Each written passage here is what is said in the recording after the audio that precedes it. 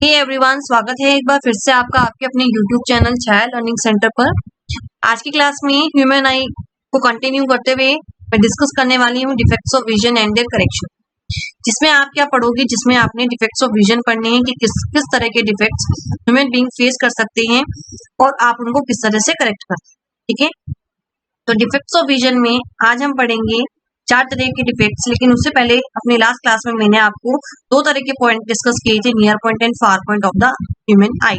तो near point of the आई यानी कि मिनिमम डिस्टेंस जहां तक बिना अपनी आंखों को जोड़ दिए, बिना अपनी आंखों को तंग किए आप क्या कर सकते हो, ऑब्जेक्ट्स को देख सकते हो, and that distance is known as near point.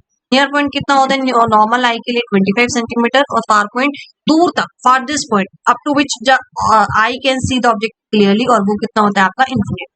Okay, तो ये 2 पॉइंट आपको अच्छे से पता होने चाहिए।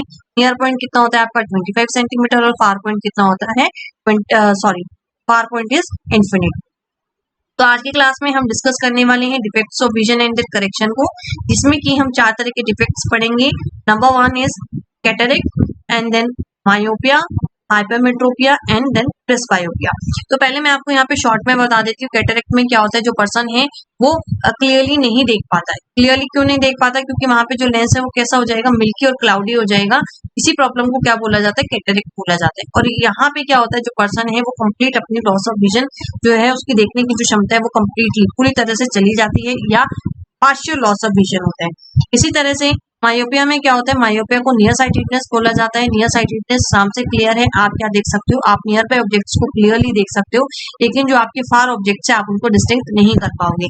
जैसे कि अगर कोई बच्चा एक क्लासरूम में, हम कंसिडर करते हैं student is sitting on the last desk, बिल्कुल लास्ट डेस्क पर बैठा है, और टीचर जो है वो सामने ब्लैक बोर्ड पर कुछ लिख पा रही है, but the student is not able to distinguish what is written on the blackboard, but he is able to distinguish the words written in their notebook। तो वहां पे जो पर्सन है वो कौन सी प्रॉब्लम से फेस कर रहा है, वो स्टूडेंट कौन सी प्रॉब्लम को फेस कर रहा है, वो मायोपिया को फेस कर रहा है। क्योंकि जो उसके पास में नोटबुक रखी है उसको तो वो क्लियरली देख पा रहा है, लेकिन जो ब्लैक बोर्ड पे टीचर लिख रही है उसको वो नहीं देख पा रहा। तो इस प्रॉब्लम को हम क्या बोलते हैं, नियर साइटेडनेस बोलते हैं, इसको हम मायोपिया बोलते हैं।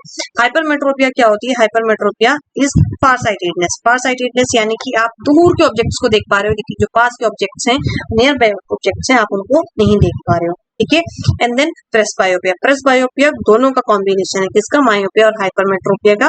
यहाँ पे जो पर्सन है उसके दोनों तरह की जो नजर है वो कमजोर हो जाती है।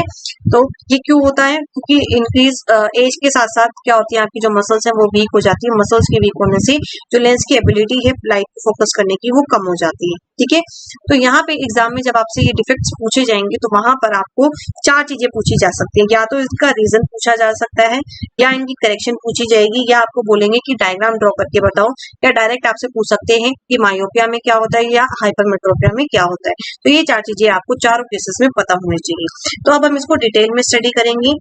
One is cataract. कैटरेक्ट में क्या होता है बेटा, मैं पहले आपको एक बार शॉर्ट में बता देती हूँ। एज के साथ साथ जो आपकी मसल्स है वो वीक हो जाती है, और जो आपका जो लेंस है वो कैसा हो जाता है, मिल्की हो जाता है। दैट्स वाई जो ओल्ड एज पीपल होते हैं, जो सीनियर सिटीजन होते हैं, उनको प्रॉब्लम ज्यादा होती है।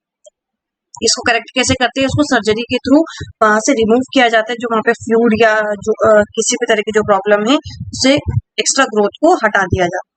नेक्स्ट इज मायोपिया, जिसको हम और क्या बोलते हैं, नियर साइटेडनेस भी बोलते हैं।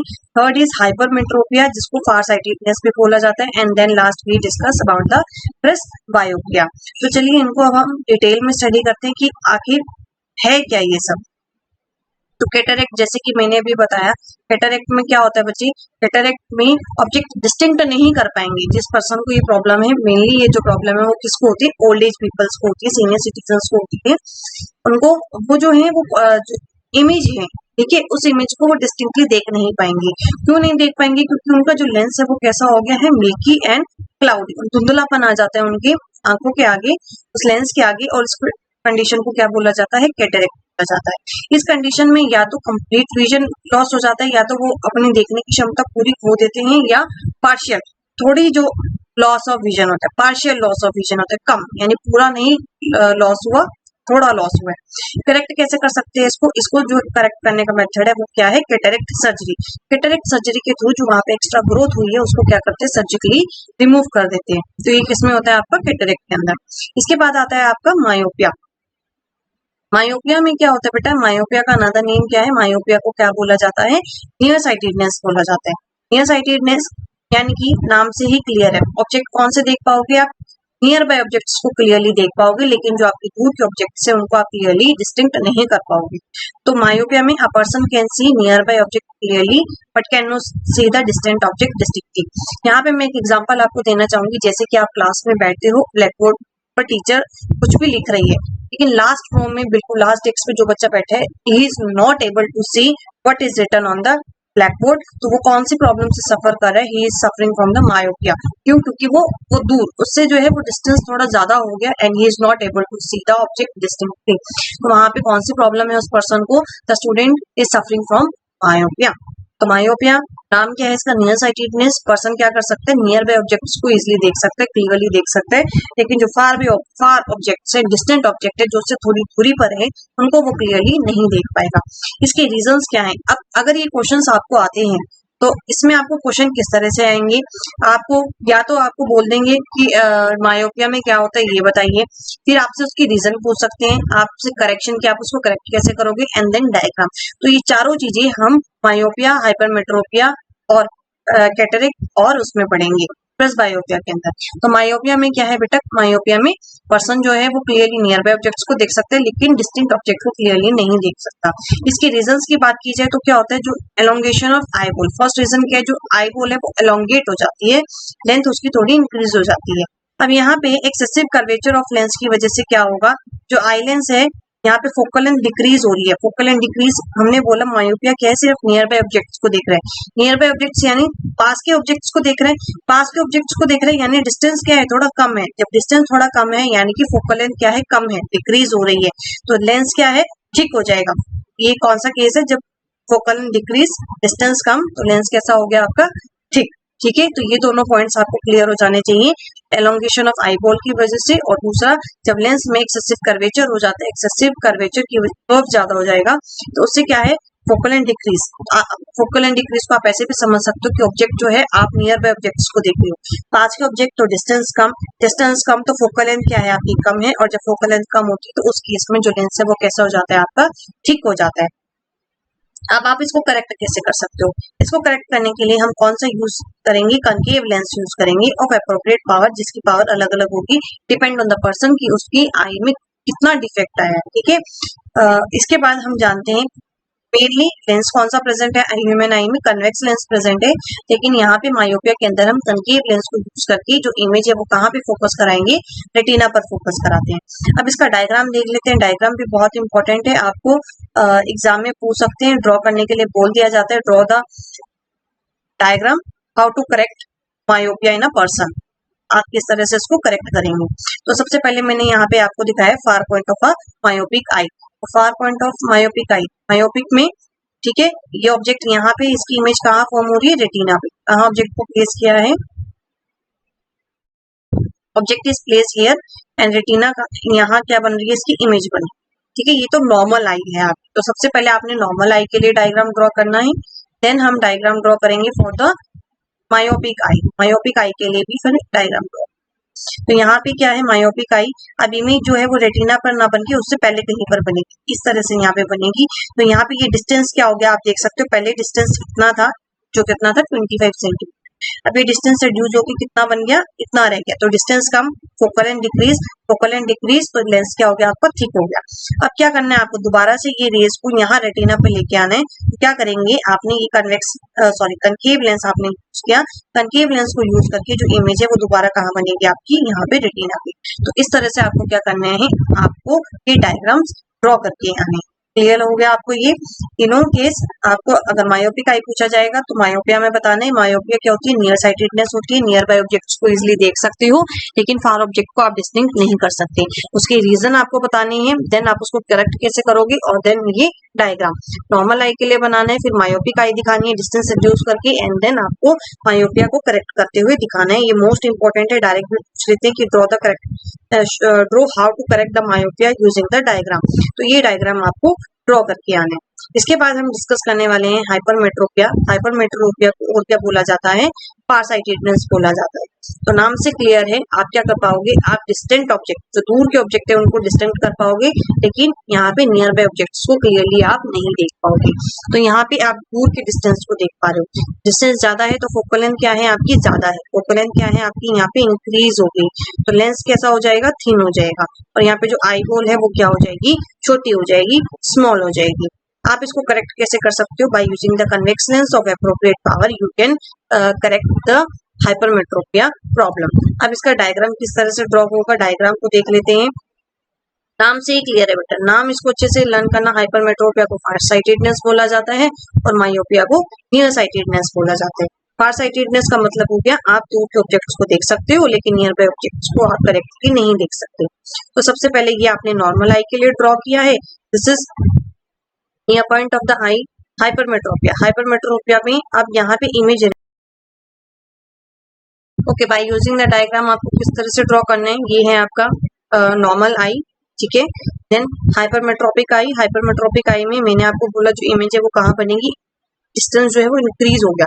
डिस्टेंस इंक्रीज हो गया यानी कि क्या होगा, फोकल लेंथ इंक्रीज हो गई और जो लेंस है वो कैसा हो जाएगा, यहाँ पे लेंस हो जाएगा आपका थिन, लेंस हो जाना है यहाँ पर थिन। ओके, तो इसको करेक्ट कैसे यूज करेंगे, करेक्शन के लिए हमने कौन सा लेंस किया, हमने कन्वेक्स लेंस को यूज किया और रेज को कहाँ आपने फोकस कराया, रेटिना पर। मेन काम की करेक्शन क्यों करनी पड़ती है, इमेज को दोबारा रेटिना पर लेकर आने के लिए, जिससे जो आपकी जो प्रॉब्लम है नियर साइटेडनेस और फार साइटेडनेस की वो सॉल्व हो जाएगी। ओके, इसके बाद नेक्स्ट केस है आपके पास प्रेसबायोपिया। प्रेसबायोपिया में क्या होगा बेटा, आपने देखे कुछ पर्सन ऐसे होते हैं जिनको दोनों तरह की प्रॉब्लम होती है, वो दूर के ऑब्जेक्ट्स भी नहीं क्लियरली देख पाते और पास के ऑब्जेक्ट्स भी क्लियरली नहीं देख पाते। ये प्रॉब्लम ओल्ड एज में ज्यादा होती है। तो इसको करेक्ट करने के लिए हमें क्या करना पड़ेगा, दोनों ही डिस्टेंस करेक्ट करने हैं तो दोनों ही लेंस हमें यूज करने पड़ेंगे, कनकेव भी और कन्वेक्स भी। यानी कि यहाँ पे जो स्पेक्टिकल बनेगा, जो आपका चश्मा बनेगा, उसमें दोनों तरह के लेंस अवेलेबल हों। तो देख लेते हैं प्रेसबायोपिया में क्या होता है। प्रेसबायोपिया में जो पावर ऑफ एकोमोडेशन है, लेंस की जो एबिलिटी है, क्या एबिलिटी है, सिलेरी मसल्स की हेल्प से आप क्या करते हो, उसकी फोकल लेंथ को आप एडजस्ट कर सकते हो, जिससे आप नियर बाय और फार ऑब्जेक्ट्स को क्लियरली देख सकते हो। लेकिन यहाँ पे जैसे जैसे आपकी एज इंक्रीज होती रहती है, ये जो पावर ऑफ एकोमोडेशन है ये क्या हो जाएगी, डिक्रीज हो जाएगी। इसकी वजह से जो नियर पॉइंट है वो ग्रेजुअली रिसीड हो जाता है, ग्रेजुअल डिक्रीज होना शुरू हो जाता है और इसी डिफेक्ट को क्या बोला जाता है, प्रेसबायोपिया भी बोला जाता है। इसमें जो पर्सन है उसको दोनों तरह के डिफेक्ट्स होंगे, मायोपिया भी होगा और हाइपरमेट्रोपिया भी होगा, ठीक है। तो इसको रीजंस क्या हैं इसके रीजंस क्या हैं, वीकनिंग ऑफ सिलेरी मसल्स और जो फ्लेक्सिबिलिटी है लेंस की वो क्या हो जाती है, डिक्रीज हो जाती है। सिलेरी मसल्स के वीक होने की वजह से और आई लेंस की जो फ्लेक्सिबिलिटी है वो कम हो जाती है, जिसकी वजह से आपको प्रेसबायोपिया की प्रॉब्लम फेस करनी पड़ सकती है। तो आप इसको कैसे करेक्ट कर सकते हो, by using the bifocal lens. Bifocal का मतलब क्या हो गया, दो तरह के लेंसेस में होंगे, इसमें दोनों ही होंगे क्योंकि दोनों तरह के डिफेक्ट इसके अंदर प्रेजेंट है, मायोपिया भी और हाइपरमेट्रोपिया भी। तो दोनों को करेक्ट करने के लिए, मायोपिया को करेक्ट करने के लिए हम कनकेव लेंस को यूज करते हैं और हाइपरमेट्रोपिया को करेक्ट करने के लिए हम कन्वेक्स लेंस को यूज करते हैं। मायोपिया क्या है आपकी, नियर साइटेडनेस, यहाँ पे आप फार ऑब्जेक्ट्स को नहीं देख पा रहे हो और यहाँ पे आप नियर ऑब्जेक्ट्स को नहीं देख पा रहे हो, ठीक। तो देखते हैं इसको किस तरह से करेक्ट करते हैं। इसको करेक्ट करने के लिए आपने कौन सा यूज किया, आपने बाइफोकल लेंस को यूज किया। बाइफोकल लेंस यानी कि दो तरह के लेंसेस होंगे उसके अंदर, इसके अंदर आपके चश्मे के अंदर। तो कैसे होगा ये मैं आपको बता देती हूँ। इसके अंदर दोनों तरह के लेंस है, कनकेव एंड कन्वेक्स लेंस। तो इसके अपर पोर्शन पर कनकेव लेंस होगा और लोअर पोर्शन पे क्या होगा आपका, कन्वेक्स लेंस। तो upper portion consist concave lens and lower portion consist of convex lens. तो इस तरह से दोनों लेंस को इसमें यूज किया जाएगा, चश्मे में यूज किया जाएगा, जिससे जो पर्सन की प्रॉब्लम है वो क्या हो जाएगी, सॉल्व हो जाएगी। तो ये थे आपके डिफेक्ट्स, जिसमें हमने आज 4 तरह के डिफेक्ट्स को स्टडी किया है। कौन कौन से, कैटरेक्ट, मायोपिया, हाइपरमेट्रोपिया, प्रेसबायोपिया। आप इससे रिलेटेड जितने भी आपके एमसीक्यू क्वेश्चन होंगे वो मैं कम्युनिटी सेक्शन में पोस्ट कर दूंगी, आप वहां पे जाके अपने टॉपिक वाइज टॉपिक क्वेश्चन जो है वो प्रैक्टिस कर सकते हैं, क्योंकि 20 मार्क्स के आपके एमसीक्यू क्वेश्चंस आते हैं। इसके साथ साथ इससे रिलेटेड जिस तरह से क्वेश्चन बनते हैं सीबीएसई बोर्ड में, आप जैसे क्वेश्चन पुट होते हैं वो भी मैं आपको डिस्क्रिप्शन में पोस्ट कर दूंगी, आप वहां से क्वेश्चन को नोट डाउन कर सकते हैं और प्रैक्टिस कर सकते हैं, ठीक है। तो आज के लिए इतना ही, कल फिर एक नए टॉपिक के साथ आपके साथ मिलेंगे। तब तक के लिए practice the MCQ question and practice, आप नोट डाउन कर लीजिए कि किस तरह के क्वेश्चंस आपको पेपर में मिलेंगे। Bye bye.